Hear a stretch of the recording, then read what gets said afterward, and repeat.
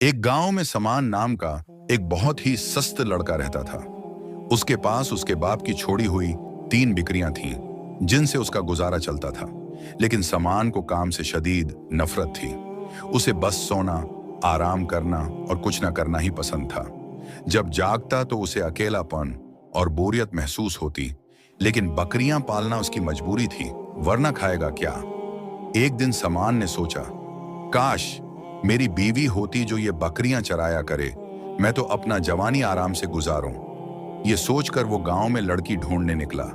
लोगों ने उसे अजीबा नामी लड़की का बताया। समान ने फौरन उसके घर जाकर रिश्ता मांग लिया, मगर एक मसीला था। अजीबा भी बिल्कुल समान की तरह जबरदस्त सस्त थी। मगर समान ने सोचा, चलो अगर दोनों सस्ता हैं तो भी 2 लोग होंगे, काम आधा आधा हो जाएगा, तन्हा तो नहीं रहना पड़ेगा। अजीबा के घर वाले बहुत खुश हुए, क्योंकि कोई भी उस सस्त लड़की से शादी करने को तैयार न था।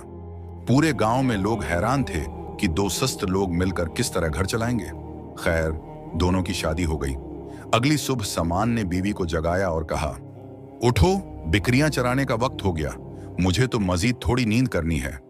अजीबा बोली, नहीं, तुम जाकर चराओ, मैं तो बस्तर से उठ नहीं सकती।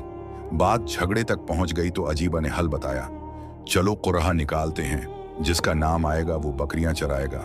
समान डर रहा था कि कहीं उसका नाम ना आ जाए, मगर पहली बार कसमत ने साथ दिया। कुरहा अजीबा के नाम निकला। वो बड़ा सा मुन्ना बनाकर बकरियां ले गई और समान ने पूरा दिन मजे से नींद की। इस दिन के बाद जब भी कुरहा निकालते, हर बार अजीबा के नाम ही कुरहा निकल आता। वो मजबूर होकर बकरियां चरानी पड़ती। एक दिन समान भी उसके साथ चल पड़ा, काम करने के शौक में नहीं, बल्कि इसलिए कि वो इतना ज्यादा सोकर थक चुका था। जब दोनों मियां बीवी बकरियां चरा रहे थे तो बीवी के जहन में एक जबरदस्त ख्याल आया। अजीबा ने अपने शोहर समान से कहा, सुनो, क्यों ना हम ये तीनों बकरियां बेच दें और उसकी जगह अपने पड़ोसी से शहद की मुखियों के छिते ले लें। समान ने खुश होकर कहा, वाह। अजीबा ने मजीद कहा, और फायदा ये कि शहद खराब भी नहीं होता, महीनों सालों तक रहता है, जबकि दूध तो चंद घंटों में खराब हो जाता है। ये सुनकर दोनों फौरन पड़ोसी के पास गए। 3 बकरियां दें और बदले में उससे 3 शहद के छिते ले आए। पड़ोसी ने भी खुशी से सौदा कबूल कर लिया। दोनों मियां बीवी खुश खुश घर वापस आए। समान ने छिते बाड़े में रख दिए, फिर बस्तर के पास एक लकड़ी का तख्ता लगाया और इस पर एक बड़ी मुटकी रखी, जिसमें वो शहद जमा करने लगे। साथ ही एक लंबी लकड़ी की छुरी भी रख दी, ताकि लेटे लेटे ही मुटकी तक पहुंच सकें और बस्तर से उठने की जहमत भी न करनी पड़े।